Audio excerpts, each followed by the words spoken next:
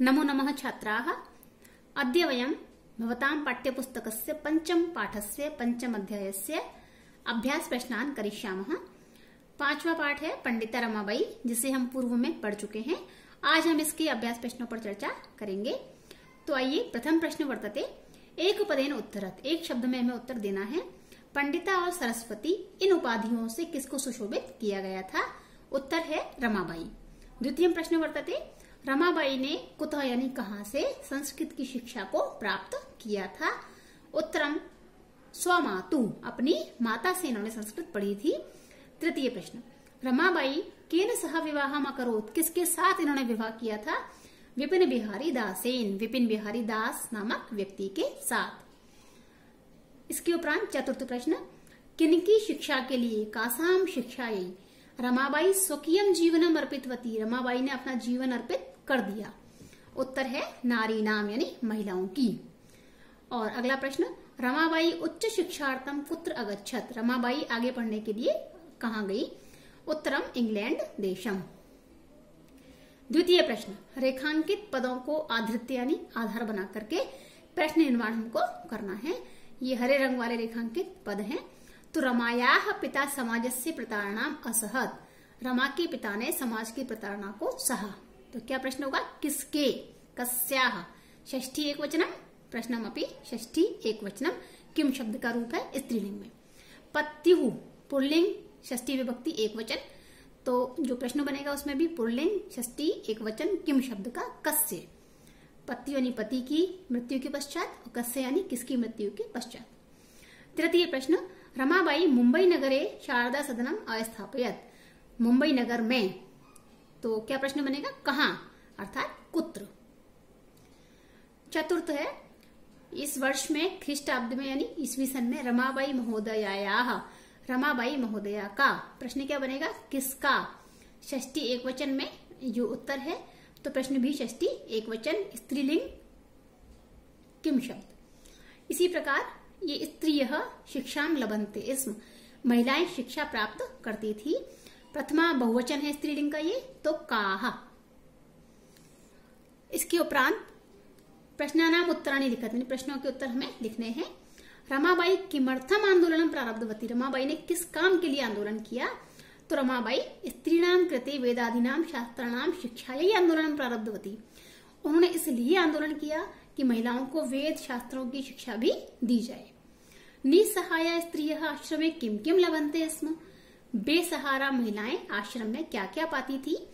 तो बेसहारा महिलाएं आश्रम में मुद्रण टंकन काष्ठ कलादि नाम प्रशिक्षण जो था इनको मिलता था।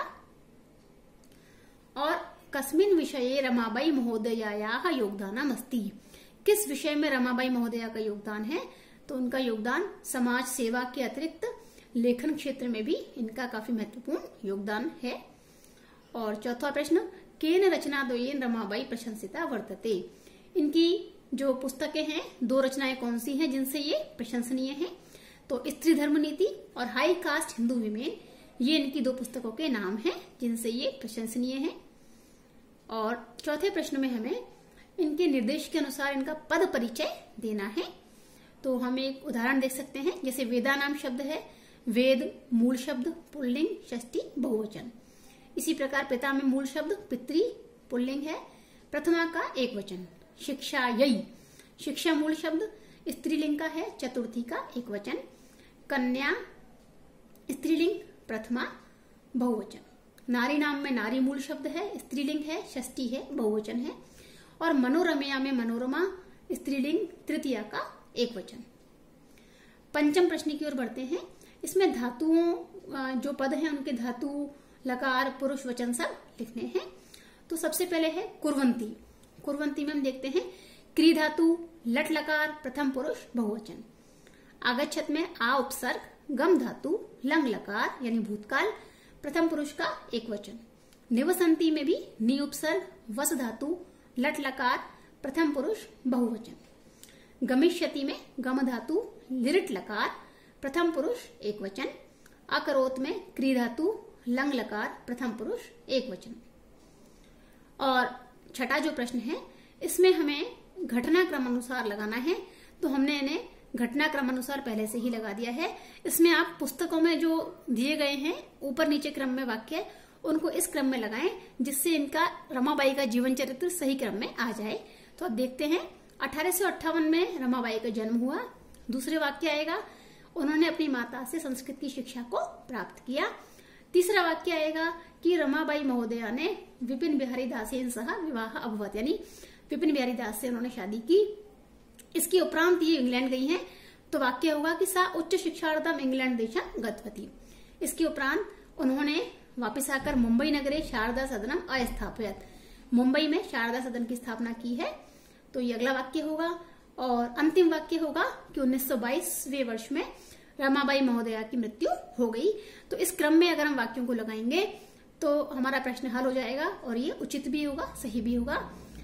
तो अभ्यास कार्य इसी के साथ संपन्न होता है। आपको समझ में आया होगा। यदि कोई शंका हो, कोई परेशानी हो तो व्यक्तिगत रूप से आप मुझसे पूछ सकते हैं। धन्यवाद।